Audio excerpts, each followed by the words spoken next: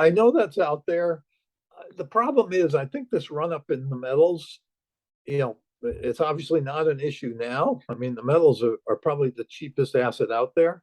You know, they have really underperformed and have, you know, are at relative to stocks, relative to other assets, you know, gold and silver are as cheap can be.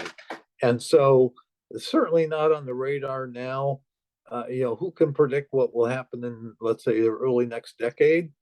But I don't think it's not a central bank issue right now. Central banks do not have their focus on precious metals because precious metals are so out of favor and not causing a problem at all.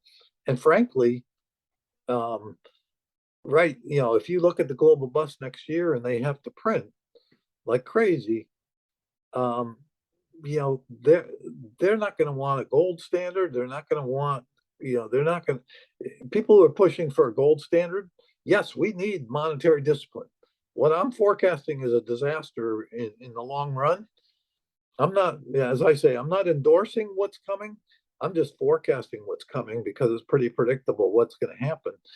Um, you know, the time to have been on a gold standard was when we came off the gold standard. We should have stayed on the gold standard and it would have avoided a lot of the problems we have today. But to go on a gold standard now, as I like to say, we'll all be living in caves if they tried that.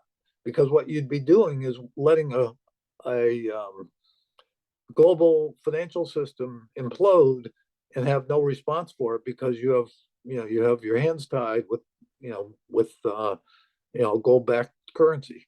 So that could come next decade, but in this decade, there's not a chance. I think gold and silver are off the radar. You know, crypto, Bitcoin, or I should say, you know, the central bank controlled, um, you know, digital currencies. And I'm not. That's not my field.